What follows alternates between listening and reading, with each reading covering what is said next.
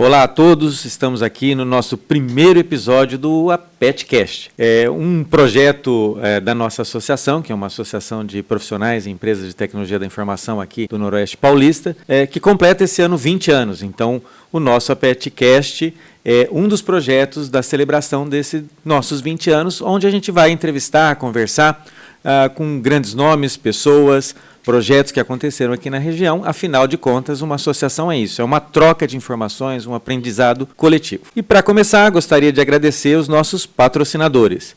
Temos aí a Sinal BR Telecom, que é uma empresa que é sinal de velocidade, eficiência e sucesso. Com mais de 2.500 quilômetros de backbone de fibra ótica, a rede da Sinal BR Telecom interliga cidades e diversos transportes com operadoras. Com 13 anos de história, atende cerca de 210 cidades e possui aproximadamente 1 milhão de pessoas conectadas através dessa rede. Estamos falando de cobertura de qualidade para todo o Noroeste Paulista. Atendemos exclusivamente empresas e provedores de internet, mercado B2B. Fornecem soluções na medida do seu negócio através de link de internet dedicado, interligações, telefonia, PBX virtual, Wi-Fi, soluções de data center, colocation, backup e muitos outros. Nossos agradecimentos à Sinal BR. Temos também um segundo patrocinador, que é a TaxGuide. Você, empresário ou empresária, já parou para pensar na importância de manter a nossa empresa em dia com o fisco? Com a TaxGuide, isso fica muito mais fácil. Nós acreditamos que a transparência e a simplicidade são fundamentais para o sucesso dos negócios. E é exatamente isso que a TaxGuide oferece, uma gestão fiscal estratégica orientada por dados reais. A TaxGuide também realiza análise detalhada de declarações fiscais, identificando inconsistências e fornecendo soluções personalizadas, contábeis e jurídicas. Além disso, oferece o apoio necessário para que você esteja sempre em conformidade com as obrigações fiscais. Então, se você quer simplificar o complexo sistema tributário e tomar decisões informadas e estratégicas para seu negócio, a TaxGuide é a escolha certa. Não perca tempo, entre em contato agora mesmo e descubra o poder dos dados na gestão fiscal de sua empresa. O nosso patrocinador especial deste episódio de hoje, que tem conexão com o tema, é a Valore Brasil, que é uma empresa de assessoria de fusões e aquisições, com mais de 14 anos de atuação e que liderou vários M&As, com deal da Koala, como o Grupo MPR, da New M, um dos nossos entrevistados hoje com o Grupo Stefanini, da Fabrimar, do Grupo Tigre, e com a Romar Metais, entre tantas outras.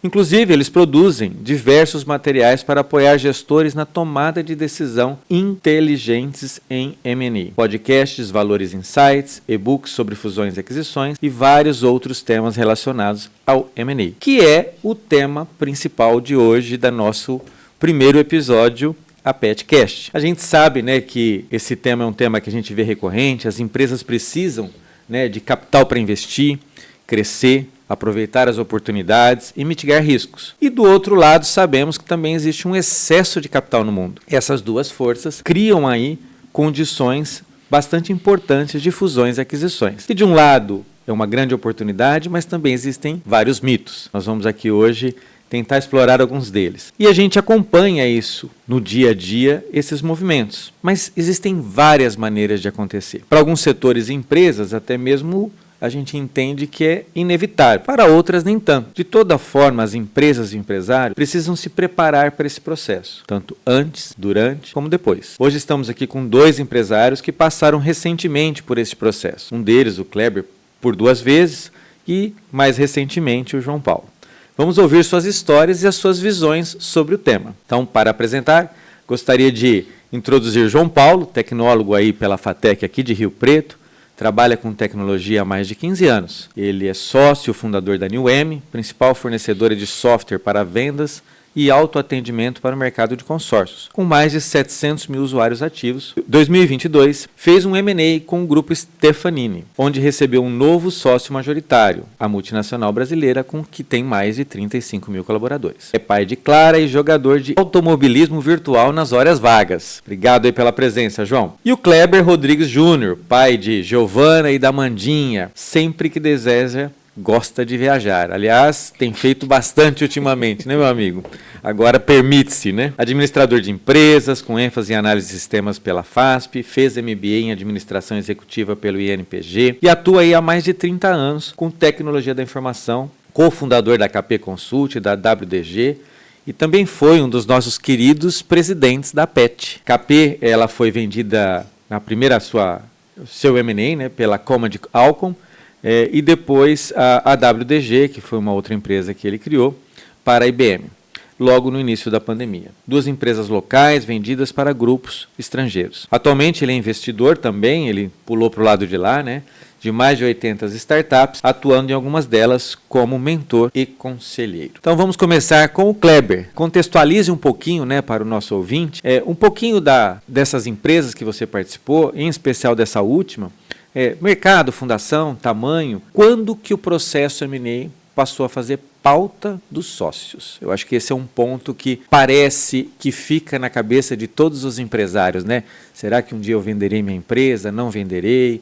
Que momento é certo? Depois nós vamos falar um pouquinho do momento certo, mas queríamos contextualizar a sua empresa e o momento que isso passou pela cabeça de vocês e se foi um processo de 100% ou não e assim por diante. Bom, olá a todos, agradecer Marcelo, a PET pelo convite, o prazer estar aqui com vocês, com o João, nesse primeiro episódio do APETcast. Bom, são 2 negócios e eu costumo sempre dizer que a transformação ela veio com a venda da KP, que foi onde eu aprendi de fato a olhar para esse mercado, a olhar para M&A. E a gente foi comprado, a gente não foi vendido, né? São situações diferentes. Então, fazendo uma história rápida aqui, eu fiquei 12 anos em São Paulo, trabalhando com departamental, numa empresa de concreto, e de lá a empresa mudou para o Rio e eu falei, vou mudar para o Rio Preto. Essa foi a decisão, combinada com a minha esposa, com a família, uma decisão acertada. E a partir de então eu virei como se fosse um terceiro da empresa que eu trabalhava. Foi quando eu abri a KP em 2000. E a gente cresceu focado num segmento que é muito característico aqui na cidade, né, de ter empresas especialistas em alguns temas. O nosso era concreto. Em 2008, a gente foi procurado pela Comandalco, que é a líder global nesse tema, por situações onde a gente estava ganhando alguns bids deles aqui no Brasil com grandes clientes. Mas até então esse tema tinha passado na sua cabeça? Zero. Então você realmente foi comprado. Chegaram em você e te atropelaram. Ou não, né? A gente ganhou uma concorrência grande, internacional, de uma empresa que já era cliente deles fora do Brasil. E aí o diretor comercial da América Latina me ligou, era uma pessoa que eu já conhecia, e isso foi em março ou maio, não me recordo exatamente, dizendo que o vice-presidente dele estaria no Brasil e queria conversar comigo.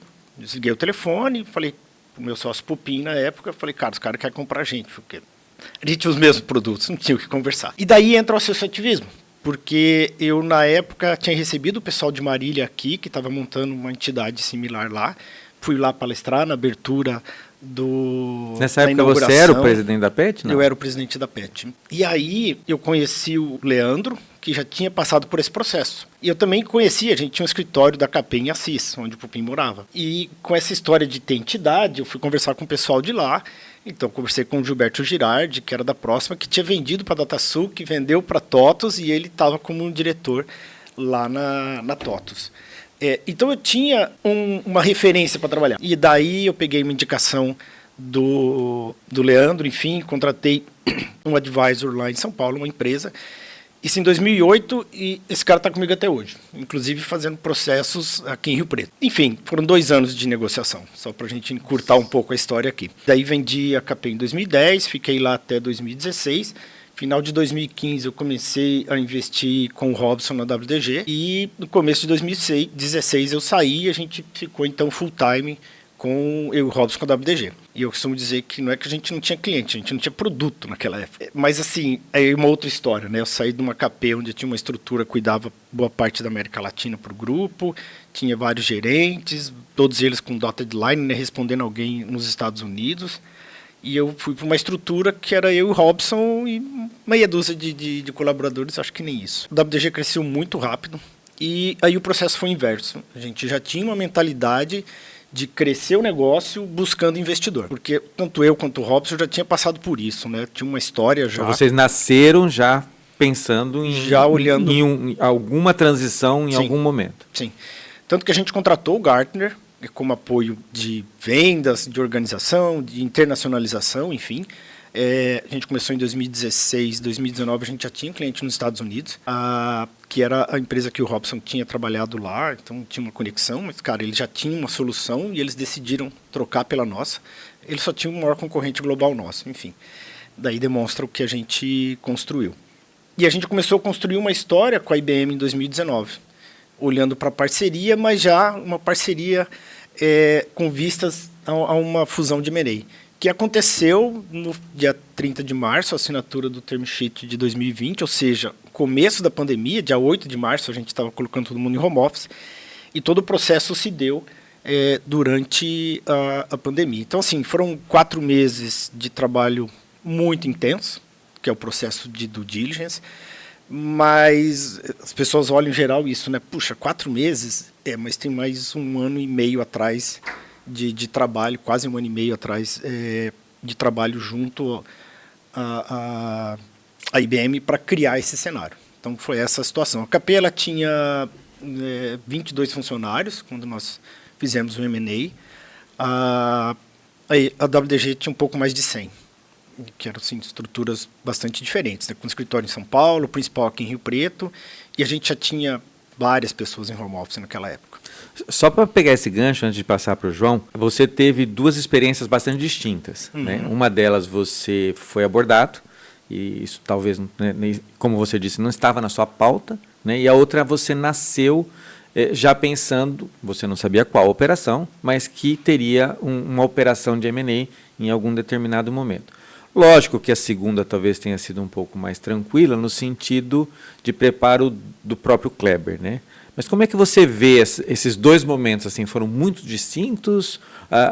De que maneira que você, enquanto Kleber, encarou cada uma dessas...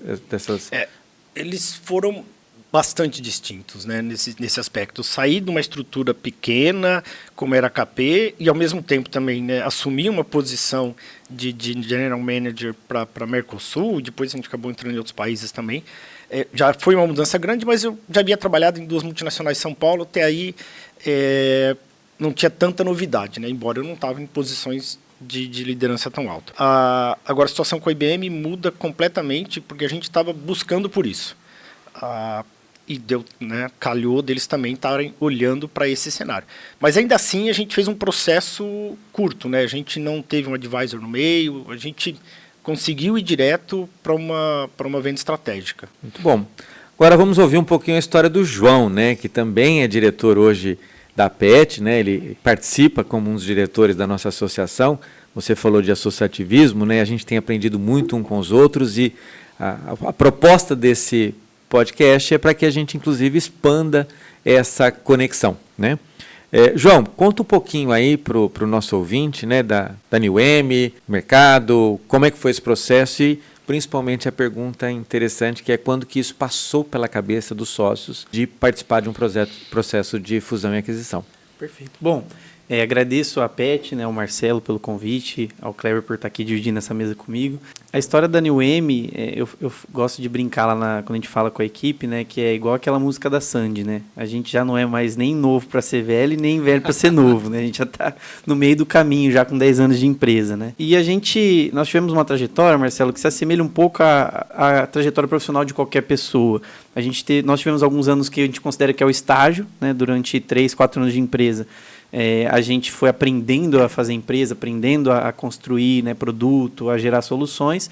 E ali para 2014, 2015 foi quando a gente, de fato, foi registrado, né, foi CLTista aí no mercado, quando a gente começou a trabalhar com empresas de consórcio. Né, e aí sim a gente começou a decolar bastante. De 2014... Foi nesse momento que você teve um nicho de mercado. Isso, foi nesse momento que eu tive um nicho de mercado. Antes eu era fábrica de aplicativos, fazia de tudo. Né, já tínhamos um padrão de aplicativos para força de vendas, ensaiamos um produto de força de vendas para o mercado de confecção e moda. Só que aí o mercado de consórcio nos achou, né, e nos puxou, e aí a gente ingressou nesse mercado. De 2014 até 2019, mais ou menos, a gente teve um crescimento bem interessante, né, para os nossos padrões. Eu e meu sócio Ezequiel, da época, a gente nunca tinha nem trabalhado numa grande empresa, a gente saiu da faculdade direto para abrir empresa, direto para abrir a New-M, então a gente não tinha assim, muita referência. A única referência que a gente tinha, principal, era o que a gente aprendia na PET, né, com outros profissionais, outros amigos, empresários de tecnologia. Então a gente teve um crescimento, que foi um crescimento bem orgânico, né, que nos deixava satisfeito. Quando entrou 2019, a empresa devia ter ali em torno de 25 colaboradores, e a gente estava bem, crescendo ali em torno de 30%, 40% todos os anos, recorrentemente todos os anos. Tivemos alguns sócios que entraram, saíram, e quando a gente entrou na pandemia em 2020, nós éramos em 3 sócios, eu, o Ezequiel e o Paulo Scarpellini, que é um sócio que tinha entrado um pouquinho mais recente ali na história. Quando entrou a pandemia, eu acho que isso muito do nosso perfil, né? Eu estava escutando você falar, Kleber, e eu acho que a New-M ela foi um meio do caminho entre se preparar para um M&A e ser pego de surpresa, né? Porque num você foi pego de surpresa, no outro você se preparou, né? Eu acho que no nosso caso foi um misto dos dois. Porque muito jovem e pela primeira vez tendo resultado, né, com uma empresa, a gente olhou assim no início da pandemia e falou assim, cara, e agora, bicho? Como é que vai ser, né? E eu lembro que teve um cliente nosso, um dos grandões, que falou assim, cara, eu queria segurar as mensalidades. Queria fazer 2, 3 meses sem pagar mensalidade, depois eu te pago isso, né, parceladinho. Aí a gente já, né, na hora, falou assim, tá, meu Deus do céu, tanto tempo trabalhando nesse negócio, o que vai acontecer? E aí a gente sentou e falou assim, cara, pelas movimentações do mercado, eu acho que faz sentido a gente preparar uma venda estratégica. Então, aí é a parte onde a gente se planeja, preparar uma venda estratégica para daqui 4 ou 5 anos. Então, nós estávamos... Mas o trigger nesse momento foi, então, a pandemia? Foi a pandemia. Não teve, assim, um grande baque. Foi mais no sentido mesmo de, cara, vamos usar isso como um motivo para a gente fazer uma boa venda estratégica. Vende tudo, né, conclui e aí inicia um... Eu vou até usar aqui uma frase, né, do lado pessoal, que eu acho que depois nós vamos engatar na segunda pergunta, desculpa te cortar. Imagina, Marcelo. Mas talvez a gente entender que tudo é finito, né? Sim. Quando a gente parte dessa questão da finitude. Dizem que a gente tem 2 vidas, né? Você sabia? Não. A segunda começa quando você tem consciência que você só tem uma. É isso aí. Então, eu acho que é mais ou menos por aí. É isso aí. Então, eu queria pegar o gancho aí, porque eu acho que a gente às vezes esquece que por detrás das empresas tem pessoas, né? Que é a segunda pergunta, mas continua, Exatamente. João. E que eu acho que foi uma grande sabedoria do Ezequiel. Entender que, logo à frente, né? Entender que para ele ali era a finitude de um ciclo, né, do que iria acontecer, e eu concordo plenamente contigo.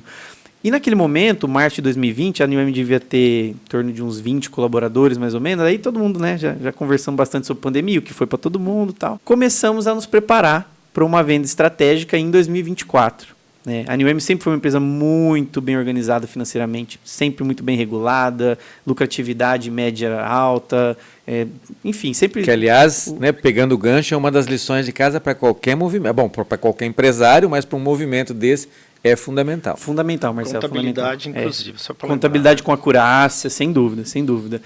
Isso ajudou muito na negociação, mas muito, muito, muito. Né? Eu vou até comentar rapidinho aqui um dos motivos por quê. E a gente começou um plano, mas perceba assim que, legal, o que nós vamos fazer para em 2024 a gente trabalhar um M&A, seja ele da melhor forma possível, total, parcial, seja o que for. E começamos ali passo de formiguinha, não tinha pressa, a gente tinha 4 anos para crescer, estruturar, alcançar o melhor valuation e fazer um negócio. E começamos a trabalhar, contratamos, né, uma assessoria, Valor Brasil, e começamos a fazer um trabalho justamente nesse sentido. Quando foi meados de 2021, né, ou seja, um ano depois apenas, né, lembra que a meta era 24, né? Uhum. Meados de 2021, a gente foi procurado pelo Grupo Stefanini. Então é onde eu falo que é um misto de se preparou com foi pego de surpresa, porque não estava na nossa pauta, naquele momento, fazer esse negócio. E aí a Stefanini nos apresentou o projeto, é uma empresa de soluções para consórcio, é um mercado que só tem um fornecedor, né, que tinham 2, mas eles acabaram convergindo, e a gente ficou muito interessado pelo projeto. E aí, nesse momento, Marcelo, eu acho que entra esse item que você falou, entender que os ciclos, eles existem, são saudáveis. A Stefanini, ela tem uma política de M&A muito interessante, onde eles compram uma participação majoritária, mas eles sempre mantêm, ou procuram manter, os fundadores com participação relevante e bem relevante. Né? E eu olhei aquilo e falei assim, cara, para mim faz todo sentido.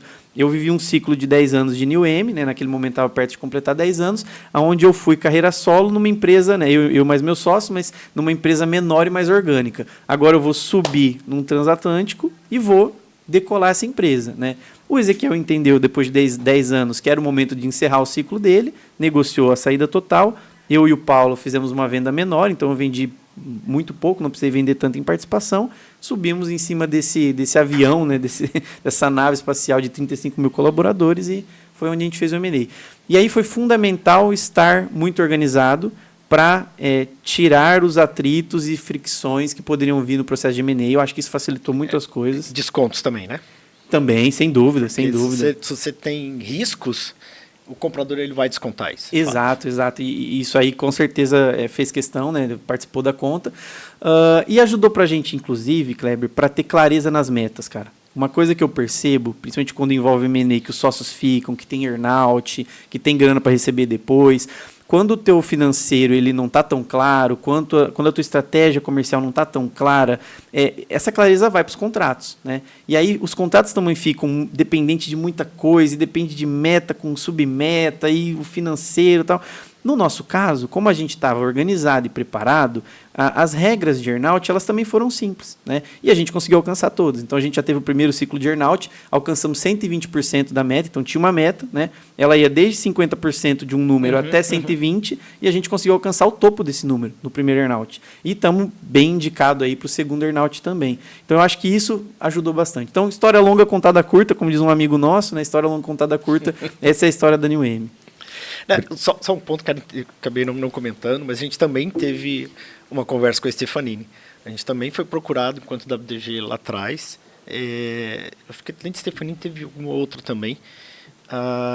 Mas aí já era um modelo que para a gente não interessava. A gente queria um valor maior. Sim. E tanto que a negociação nossa foi nos Estados Unidos. Foi com a IBM lá fora, não foi aqui. Foi o primeiro negócio da IBM no Brasil em 30 anos, né? Cara, o que eu ouvi deles é que foi a primeira vez que eles compraram inteligência brasileira.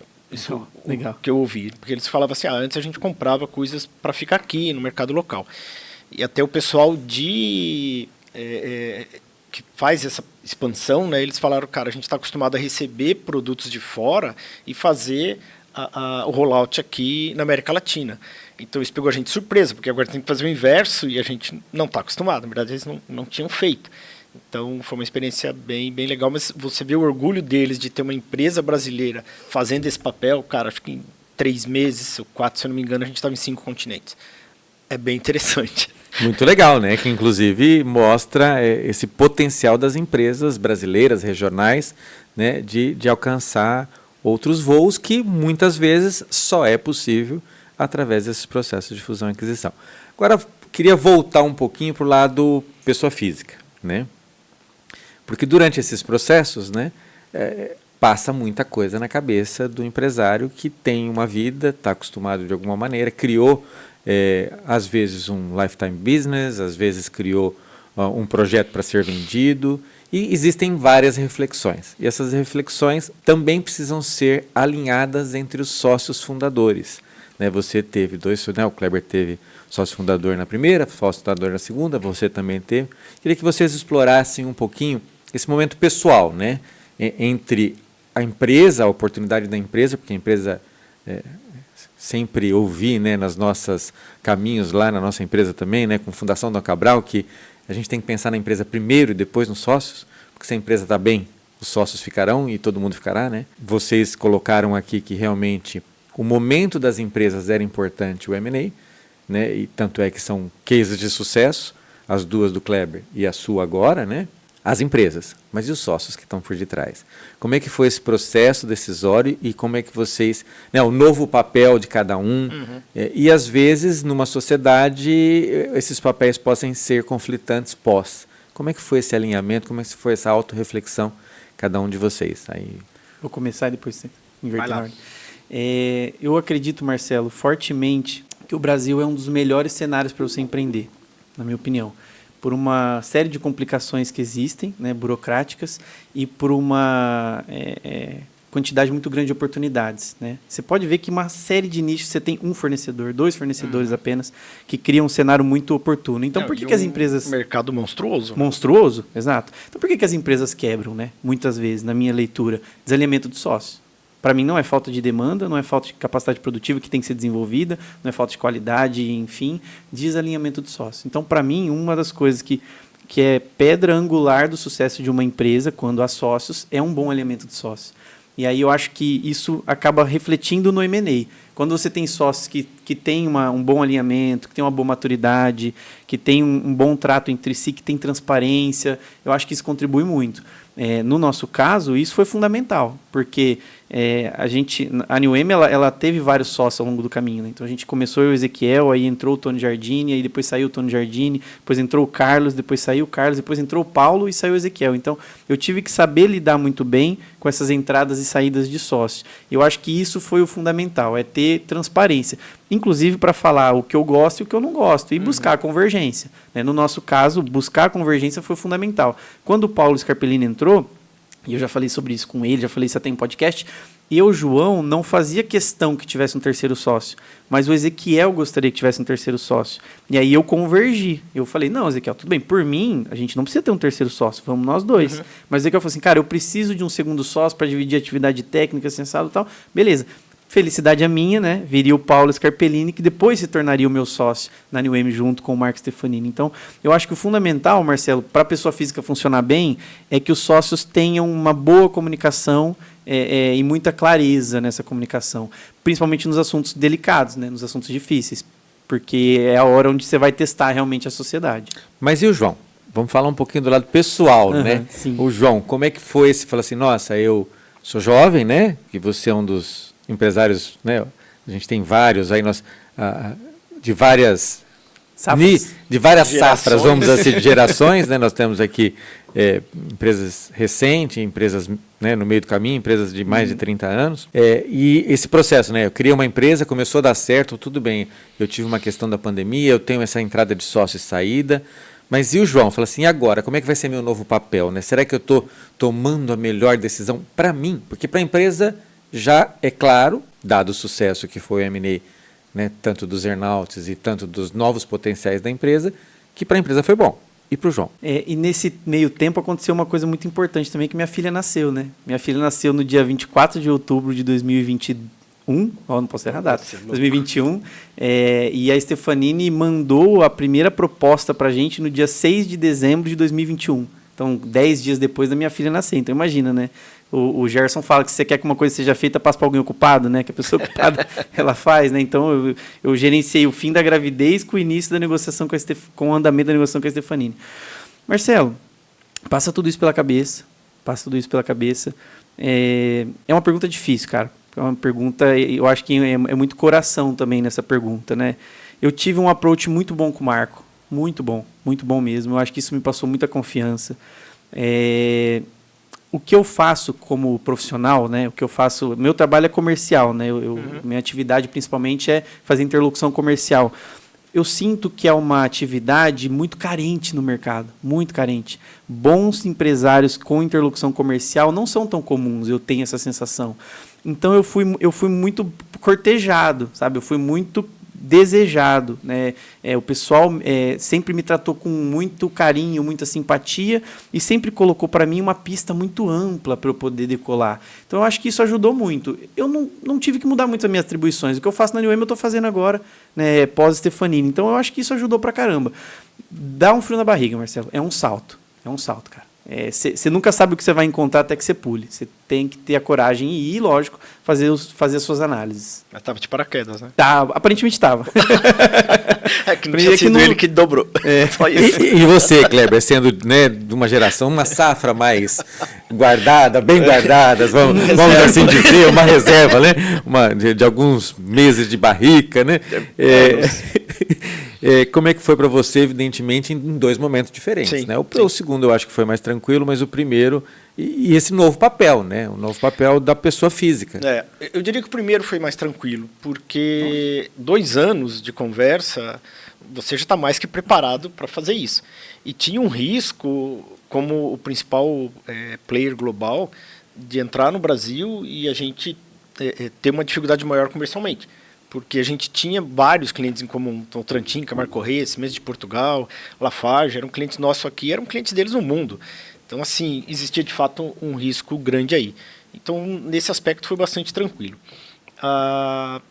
O processo depois de você se manter na empresa, eu acho que é importante a questão de ter um advisor, de conversar com outros amigos que passaram por isso, é que eu colocava o advisor para brigar com um advogado do outro lado. Eu falei, cara, eu vou continuar trabalhando com esse pessoal. Então, você preparar, e a gente falava muito disso com o João, na transição dele, nessa negociação toda, você tem que ter uma relação saudável, porque você vai continuar trabalhando com esse pessoal, e assim foi, eu continuo com uma relação super saudável com eles, foi meio bacana. Na WDG foi muito mais rápido, então a gente tinha sim o desejo de buscar investidores, a gente não estava 100% alinhado, eu tinha um desejo mais de exit, o Robson entendia que a gente ainda podia crescer, mas a gente tinha concorrente recebendo 2 bi de dólares de aporte, e os caras chegando no mercado brasileiro com preço 70% menor que o nosso. Então, assim, cara, é bastante difícil seguir numa linha dessa, e aí veio pandemia, a gente teve um alinhamento muito mais fácil em relação a isso, e a gente avançou. Da IBM, como eu já conhecia o processo, eu falei, cara, eu quero ficar 3 meses.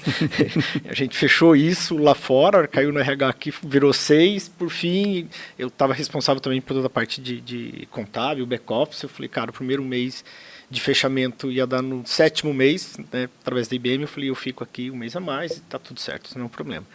E no fundo eles tinham desejo de quem ficasse, era o Robson, né? Até me chamaram, enfim, mas quem criou a mente criativa por trás do produto era o Robson e ficou lá também por um tempo. Agora, a mudança de sair de uma estrutura como a nossa, de uma startup que em 2018 cresceu 1.551%, para um grupo com mais de 100 mil funcionários como a IBM, com mais de 100 anos de idade, cara, é bastante difícil. Porque você tem uma outra mecânica, né? Você tem uma outra estrutura de trabalho, você tem uma outra velocidade. Então, você vai fazer alguma coisa de marketing, você tem que falar com 2, 3 países, né? Eu lembro uma vez eu entrei numa reunião, todo mundo, bom dia, e o outro falou boa noite. Eu falei, mano, você tá onde? Não, estou na Austrália. Eu falei, tá bom. Então, você encontra aí outras dificuldades. Olhando para a questão pessoal, depois que você vende a primeira, cara, no meu caso, você se sente muito mais confortável de ir para o mercado, óbvio, com uma reserva financeira maior e de começar outros negócios. Então, eu comecei, quando minha entrada na WDG eu tinha já 50 anos. Então, já, cara, é um negócio é um risco maior, você tem menos pista. A safra tá chegando no pico, né? Tem que tomar o vinho. Quando a gente fala, fazendo aniversário, tô contando mais um, agora a gente conta menos um. Faz parte. Que é a finitude, que a gente falou há pouco. Que é a finitude, e eu costumo dizer que a morte é a parte mais linda da vida, porque você tem que se cuidar, né? Você tem que olhar lá para frente. Você não pode sair que nem um louco aí fazendo qualquer coisa. E aí todo esse processo com não só com IBM, mas com WDG de investir, a gente colocou, cara, corpo e alma literalmente. Então, antes da pandemia, eu estava 18 meses direto trabalhando em São Paulo, no escritório de lá, de terça a quinta. E aqui eu brinco que eu ficava, na verdade, de sexta a segunda, né? Porque fim de semana, muitas vezes, acontecia também de a gente estar trabalhando. E o Robson estava na mesma pegada, porque ele era responsável pelo escritório lá dos Estados Unidos. Ele ficou, cara, na pandemia, quando a gente foi trazê-los de volta, a gente já tinha mais 3 funcionários lá. A gente teve que comprar um outro ticket, porque já que ia voltar, cara, não dava mais, ia ser mais à frente, enfim. Então a gente teve vários desafios aí durante esse período, desafios pessoais, né? Mas eu posso dizer que o pós-processo como um todo é extremamente vantajoso, assim, no sentido de você ter uma outra liberdade, né? Liberdade financeira. A gente costuma dizer muito, né? A gente diz que qualidade de software é qualidade de vida. E a liberdade financeira, ela te dá também essa possibilidade, né? Como você comentou, eu gosto de viajar e tenho feito mais, porque agora o advento da cultura da pós-pandemia, né, de você trabalhar home office permite isso, então você pode virar um nômade digital, bacana, e te permite explorar outras culturas, e a gente sempre ouviu que assim, o Brasil está 2 anos atrás do que está sendo lançado lá fora. E nessa última viagem ficou muito claro algumas coisas nesse aspecto. Então, assim, dá para ir lá fora, hoje investir em mais de 80 startups, né, e algumas como mentor e como conselheiro, dá para ir lá fora, entender melhor o que está acontecendo no mundo como um todo, entender para onde as coisas estão indo, trazer essa informação para dentro de casa e distribuir entre as pessoas que a gente contribui aqui na região, no país, né? Eu acho que esse é um ponto também interessante, Marcelo, que durante alguns meses antes de fechar e alguns meses ou um ano depois que fechar, a tua vida particular ela é impactada também porque você precisa trabalhar com a tua qualidade, né? A qualidade sua que fez a empresa acontecer para que o negócio aconteça e a empresa tem que continuar gerando resultados. Ela não pode, porque depende muito do sócio, né? Ela não pode ir mal porque o sócio está olhando para outro assunto. Então, de repente surge um novo assunto que toma 40% da tua agenda e você não pode deixar de olhar para as outras coisas. Então, isso impacta também. Agora, você imagina fazer isso durante a pandemia. Exato. Ou durante uma gravidez do primeiro filho, cara, né? É punk. É um big desafio. Né? São vários desafios, mas muitas oportunidades também. Agora, tem uma brincadeira que se faz no mercado aí, que, né, tanto é que se chama-se, né, M&A, né, que o A é fácil, né, é a parte mais fácil. Quer dizer, entre aspas, né, do lado da aquisição, né, do lado do vendedor. Não, que é uma questão de achar o ponto de equilíbrio entre expectativa e o que, né, em termos dos dois lados, e evidentemente tanto a empresa que está fazendo a aquisição quanto a que está vendendo, ela quer um retorno financeiro em relação a isso. Mas o M é mais difícil, né? O próprio Kleber disse que na segunda, né, falou, eu gostaria de ficar pouco tempo, principalmente quando você está falando de dois mundos muito distintos. E lógico que não tem uma receita, né, porque existem vários tipos de processos, empresas, approaches, né, o João mesmo falou de como a Stefanini é em alguns aspectos. Mas conta um pouquinho, né, como é que foi o M, da parte que vocês participaram, Kleber, né, principalmente da primeira, eu acho que da WDG, da KP, traz mais aqui para o contexto da pergunta, né, impacto na equipe, como é que a equipe viu isso, a gente tem que, né, ver de portas fechadas, né, até o anúncio, né, e depois do anúncio existe um processo que é o merge, né, porque em alguns processos existem sinergias, existem sombras de posições e assim por diante. Conta um pouquinho dessa experiência do M na empresa de vocês. Cara, eu tenho, assim, sempre que eu estou com o pessoal que vou dar mentoria, conselhos, a gente fala muito sobre mudanças, elas vão provocar mudanças no time. E eu lembro muito lá em 2006, quando a gente estava com os projetos de qualidade de software aqui na região, eu perdi alguns colaboradores. Porque a gente falou, não, cara, agora cada um vai fazer uma coisa, não é o cara que faz tudo. E aí, quando teve a venda da KP, e as duas vendas, elas foram, assim, as pessoas ficaram sabendo uma paulada só, né? Assim, reuni todo mundo, falou, cara, a gente vendeu a empresa. Você pensar do lado do colaborador, é uma porrada, né, cara? Você fala, como assim? Demos na LabDG, eles virem comentar com a gente, falaram, cara, a gente estava esperando, né, um investidor, alguma coisa assim. Agora, vender para a IBM é outra coisa. E aí você passa a essa transformação, né, assim, você tem, como o João falou, você tem que continuar com o negócio, você vendeu uma expectativa. Então, o earnout que a gente está falando aqui são metas que você vai receber em função do teu desempenho futuro. E foi assim com os dois negócios. E falar nisso, cortando um pouquinho, né? Que outro dia a gente estava conversando sobre earnout, né?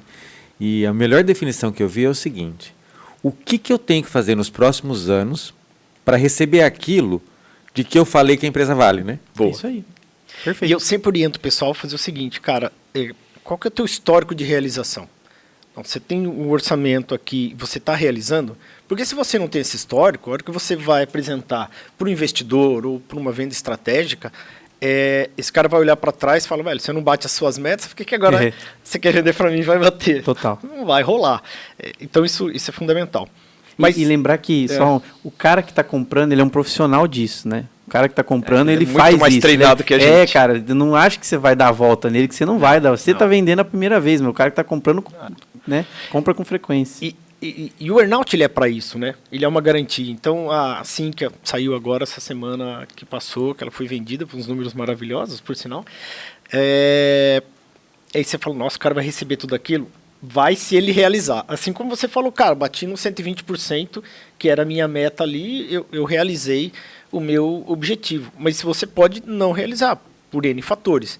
Então, essa é uma conta importante aí num processo de M&A. Agora, o principal é a cultura. a mudança cultural, assim, como é que é? A cultura engole a estratégia no café da manhã? No café da manhã. Devora. E esse é um trabalho que na KP a gente fez muito forte. Contratamos a Luciana Roncato, que já atendia a gente, com uma consultoria de RH, para falar disso, de transição. A empresa ela dobrou de tamanho. Embora tivesse 22 pessoas, foi para 44, cara, é 100%. Continua sendo 100%. E o pessoal que entrava, eles entravam olhando que eles estavam trabalhando na Command. Eu falei, cara, só para lembrar, eles compraram a gente pelo jeito pelo que nós somos, né? Então, é isso que eles querem continuar.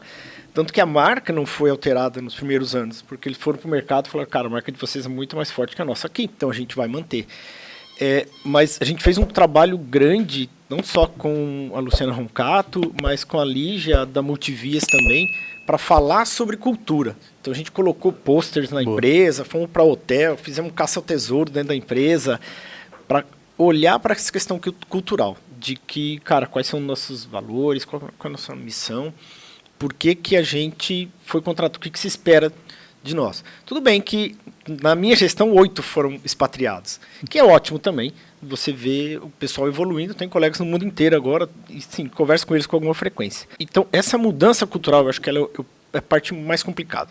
Com a IBM, você vai para uma estrutura, cara, um negócio tão grande, você tem que ter vários níveis de permissão, você deve ter alguma coisa assim com a Stefanini também, fica mais burocrático, mas ainda assim a gente teve pessoas saindo da WDG com a fusão da IBM, por uma questão cultural. Falou, cara, a gente era próximo aqui, eu ouvi uma vez, recente, assim, o pessoal falando, antes eu ia lá no RH, tirava uma dúvida, falava com as pessoas, agora eu tenho que falar com o chat. Tem que abrir um chamado.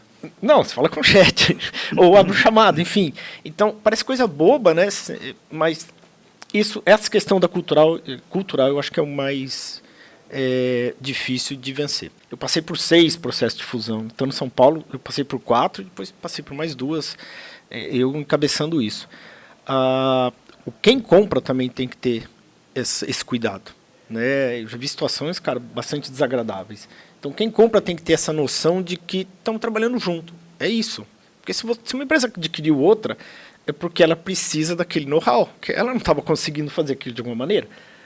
Simples assim. É isso aí. No nosso caso, eu acho que 2 coisas foram fundamentais. Né? 1 ano só de merge, então é muito cedo. Né? Esse primeiro ano foi excepcional, né? Não tenho o que reclamar, foi um merge muito bom até aqui. Só que vamos, né, continuar trabalhando e ver no futuro. Eu acho que uma disposição, né, de quem está comprando, de quem está vendendo para facilitar o merge, eu acho que isso daí é uma coisa que faz muita diferença. Né? Quando é uma venda total não tem isso, né? Como você falou, quando a venda total faça ali a matemática, entrega o resultado e boa. Mas uma coisa que eu acho que foi fundamental, Marcelo, é fazer uma boa pesquisa. Né? Eu acho que a pergunta tua foi muito oportuna, né? E o coraçãozinho que tem aí? Tem um CPF por trás desse CNPJ? Como é que está esse coraçãozinho, né? E aí eu usei o exemplo do salto, porque é um salto mesmo. Você não consegue saber o que vai acontecer, até que você pule, né? De paraquedas de preferência. E fazer uma boa pesquisa sobre o que a gente ia encontrar, eu acho que foi fundamental. Né? Ter uma assessoria nos ajudou muito, estar organizado nos ajudou muito, mas a PET... eu acho que assim, a New M ela está numa condição muito oportuna, assim, muito simpática, porque é ex-Fatec, passou pela incubadora e aí entrou na PET cedo, então a gente consegue servir de case fácil para várias instituições, entendeu? E a gente usufrui disso. Só que essas instituições foram fundamentais para nós. Né? A New M está na PET desde 2014, né? Então assim, ter participado da universidade de empresário, a PET, nos ajudou muito, né, a entender um pouquinho mais o que passa na cabeça do empresário de TI. Porque a gente fez um M&A com o empresário de TI, o Marco Stefanini. Né? E aí fazer uma boa consulta, fazer uma boa pesquisa. Então o Kleber, por exemplo, o Kleber foi meu grande mentor, meu grande conselheiro nessa negociação. Eu mandava a proposta para ele, a gente tinha um NDA informal ali no WhatsApp, eu mandava a proposta para ele e falava assim, João, aqui assado, aqui não sei o que e tal. Quantas reuniões a gente fez à noite, quando era horário que você podia, de final de semana. Falei muito com o Marcelo, falei muito com o Gilberto também, que ajudou, o próprio Jean, o Rafael também. E é tudo então, de assim, graça, né, tudo cara? de graça, exatamente. Tem que aproveitar. Né? Então, eu acho que isso ajudou muito, sabe? Ter pessoas para fazer uma pesquisa, ter uma referência. E aí, teve uma reunião que a gente fez, né, eu, o Paulo e o Marco Stefanini, que eu virei pro Marco e falei assim, ô Marco, o que você espera de um sócio? Né? Para eu entender, né, se o que você espera é o que eu tenho a oferecer, né? E o Marco falou assim, João, muito boa pergunta, o que eu espero de um sócio? Primeiro item, humildade. Né? Você entrar aqui, você tem uma realização, você tem um resultado, você tem um número, só que entender que aqui dentro de casa você vai aprender com a gente. Né? Então, ter humildade para aprender com a gente. Né? E o segundo item, né? Fome. Então, não entra achando que você vendeu e aí agora resolveu tua vida. Você está começando agora, você tem que ter fome. Sabe qual foi a minha surpresa, Marcelo? O que o Marco pediu para nós é o que o Marco está entregando para nós. O que ele pediu para a gente é o que ele está entregando para a gente. Nesse 1 ano de sociedade, a New Wave continuou suas operações, com pouquíssimas alterações estratégicas, com todo o apoio do grupo. O grupo teve humildade em se relacionar com a gente e falar assim, João, o que está funcionando, bicho? Nós não vamos botar o dedo, só cresce, sabe? E tá aqui o que a gente pode te ajudar. Escolhe, use, né, e bate as metas. RH, por exemplo. Cara, a gente está usando muito o RH corporativo da Stefanini. Eu publico uma vaga pela New M, vem 10 candidatos. Eu publico uma vaga pela Stefanini e vem 300 candidatos, sabe? Então, aonde o comercial, os pré-vendas, né, do grupo ficam pingando oportunidade, a gente fechou um contrato grande com a Volvo que surgiu por um pré-venda do grupo, entendeu? Que eu não precisei nem... Então, assim, humildade deles com a gente, né? E fome deles com a gente, né? Eu até mandei um relatório para eles recentemente de performance e tal. Eles responderam, cara, legal, bacana o número, mas eu acho que dá um pouquinho mais. Vamos mais um pouquinho, né? O que eu posso fazer para ajudar? E isso a gente batendo meta. Falei assim, cara, a meta desse ano está encaminhada, só que a gente está trabalhando para um pouquinho mais. Aí eles olharam e falaram assim, cara, eu acho que dá um pouquinho mais. Então, já que já estamos no pique, entendeu? Então, eu acho que isso fez muita diferença, mas é caso a caso, né, Marcelo? A cultura de M&A deste grupo, do que a gente pôde conhecer e está experimentando, é assim. Eu não sei dizer de outros grupos, né? Ali a gente foi até o momento, né, 1 ano apenas, acolhido com total autonomia, sabe? Cara, segue o trabalho de vocês, bate as metas e conta com a gente. Aí o merge tem sido muito mais tranquilo. É que não é sempre assim, né? Na realidade, a gente sabe também, porque tem, evidentemente, tem história e tem... muitas vezes tem lá um board, existem acionistas de um grupo maior, né, que eventualmente na bolsa, etc. e tal. E que o tamanho da New M também, né, Marcelo? A New M crescendo, quanto mais a gente cresce, mais holofote, mais Mas tem um negócio fundamental aí, cara, que você cai numa organização desse tamanho, a quantidade de... O que você aprende é absurdo. Nossa, a quantidade de informação que tem disponível dentro de uma IBM é ridículo, cara. Você não consegue. O chat GPT, você vai precisar de um chat GPT para entender aquilo lá. É muita informação. O nível de network, eu tentava entrar em bancos, mal era recebido. Cara, assim, poucas semanas depois da transação, os caras me chamando para falar com o Itaú, para falar com o Banco do Brasil. Você entrava nas reuniões, como é que foi o fim de semana? Todo mundo já se conhecia. Eu falei, a analogia de você estar lá com o seu avião e aí você pousa em cima de uma espaçonave e ela solta o turbo. Eu acho que talvez esse vocês dois citaram, talvez um ponto que eu entendo que possa ser, pelo menos na minha visão, né, enquanto também empresário, crucial para o sucesso do M, de mudar o mindset da pessoa física para a jurídica. Eu acho que aí nesse ponto. Sim. Né, porque a pessoa física já resolveu com o E. Né? Sim. Por quê? Dizer que a empresa ficará melhor. Esse processo ele está acontecendo não só motivado pelo sócio, porque o sócio quer fazer um investimento, ele quer fazer um equilíbrio na sua concentração patrimonial, mitigação de risco, mas também para aproveitar oportunidades. E que, se todos tiverem esse mindset, a empresa, o fruto desse ECM vai ser melhor. E aí ter esta visão de alavancar o que tanto um falou, tanto o Kleber quanto o João falou, desses potenciais. Eu queria agora avançar para... O papo tá bom, né? Mas o tempo passa.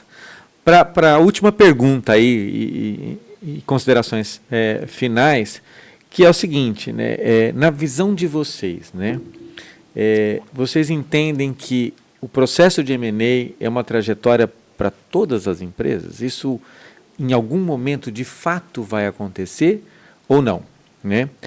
Por que vocês entendem isso? Né? E se sim, qual é esse momento... se é que sabemos que não existe uma receita de bolo, mas quais são as dicas, né, que eventualmente a gente pode entender que é o momento de falar, peraí, deixa eu parar para pensar, deixa eu conversar com outros empresários que fizeram isso ou que estão pensando em fazer isso porque têm as mesmas dúvidas, e eu acho que aí vem o papel das associações. A gente faz isso muito bem na PET, né, nos nossos happy hours, nos nossos cafés da manhã, que, aliás, todos estão convidados a entrar em contato conosco e participar dessa associação, que é uma associação muito aberta para o mercado de ecossistema. Então, esse é o momento que a gente fala assim, deixa eu pegar o telefone, deixa eu ligar, e normalmente a gente é muito bem recebido, né? O Kleber falou, é de graça? Mais ou menos, né? Porque agora é esperado que o João também seja, né? A gente vai ligar para o João fazer o mesmo. E essa troca é muito salutar, né? Em que momento que ele deve fazer? E aí eu acho que também tem o papel do advisor, que vocês falaram, e a gente tem aqui hoje a Valori, que foi um grande advisor no processo da NewM, e que é nosso patrocinador e parceiro da PET.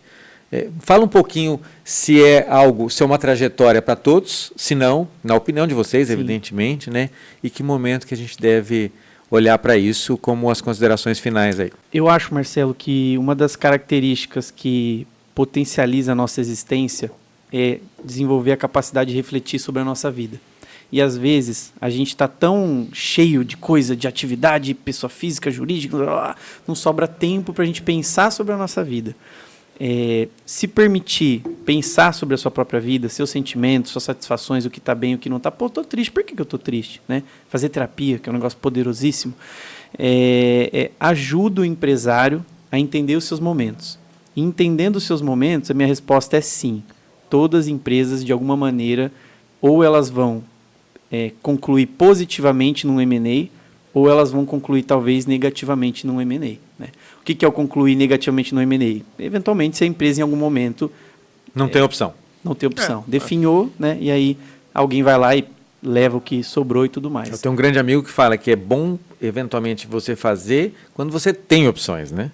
Qualquer sem tipo dúvida de movimento na vida. Sem dúvida, sem dúvida. E aí é o caso. Ou o M&A, né? E agora a pergunta é, qual que é o ciclo? Aí é individual de cada um. É um ciclo de 5 anos, de 10 anos, de 30 anos, de 70 anos, vai passando de geração para geração, é um ciclo de 3 gerações para vender, aí não tem a resposta. Mas a resposta para a sua pergunta é sim, é para todo mundo, no amor ou na dor, mas eu acho que sim.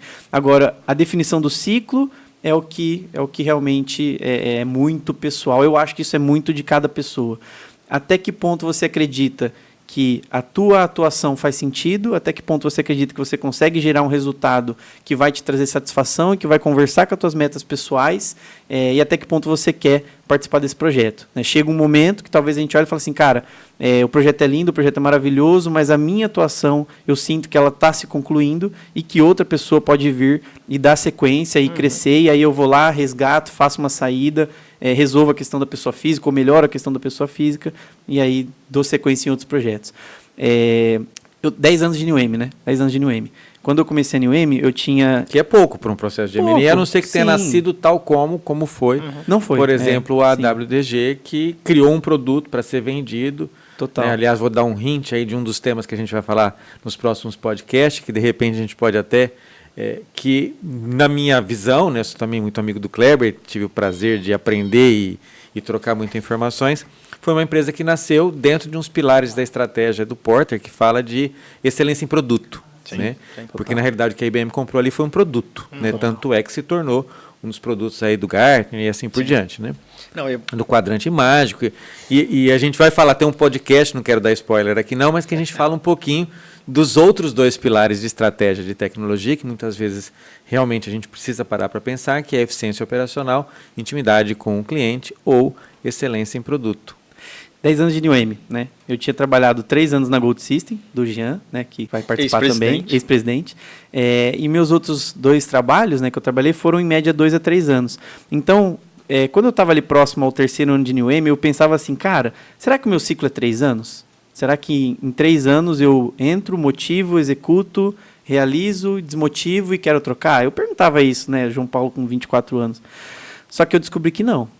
10 anos de NewM, cara, não são todos os dias, não são todas as semanas, não sou Superman, né? Só que muitos dias eu termino a semana e falo assim, cara, que negócio legal de fazer, velho. Como eu gosto de fazer o que eu faço, bicho. Como eu tô motivado por fazer isso, sabe?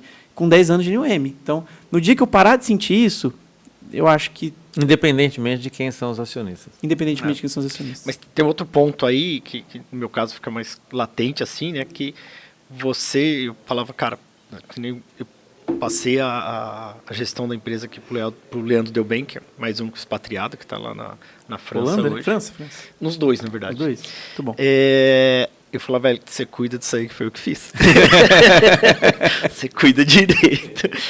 Você quer que o negócio continue bem. E mesmo porque um CNPJ é um conjunto de CPF, você tem amigos lá. Você tem relação de trabalho e amizade com as pessoas que construíram aquilo com você. Você não vai fazer nada sozinho. Então, essa é assim, uma preocupação latente, né, de como é que você deixa o negócio pronto para seguir vida. Agora, momento de fazer o M&A, eu discordo assim, do João de todo mundo, eu acho que não. Porque tem muito lifestyle business, né? A gente fica falando esses termos aqui, mas lifestyle business é o cara que ele constrói uma empresa que ele está lá para sustentar a família, como se ele estivesse trabalhando para uma outra empresa, e não tem uma visão de venture capital, né? De buscar investimento para crescer o negócio dele e lá na frente de um exit, fazer uma saída, né? Vender a empresa e começar de novo. Eu ouço muitas vezes o pessoal falar, eu vou vender e eu vou fazer o quê? Falei, rapaz, tem muita coisa para fazer. Muita coisa para fazer. Eu costumo dizer que eu estou desempresariado, então assim, não tenho uma empresa para chamar de minha, mas ao mesmo tempo o prazer que eu tenho tido de ajudar os outros a crescerem é maravilhoso.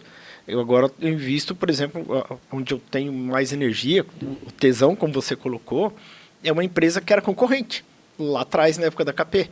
Então, assim, passou-se um ciclo, cara, tem 10 anos que eu vendi a KP, e hoje eu estou atuando com um concorrente, que eu estou conseguindo fazer o que eu ia continuar, muito provavelmente, enquanto KP.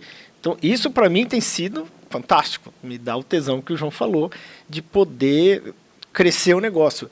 E quando, na situação que eu estou, principalmente, de você poder fazer através dos outros, que no fundo, quando a gente está na empresa, é isso, mas você está lá, né, lembrando, cutucando, você tem um poder muito maior.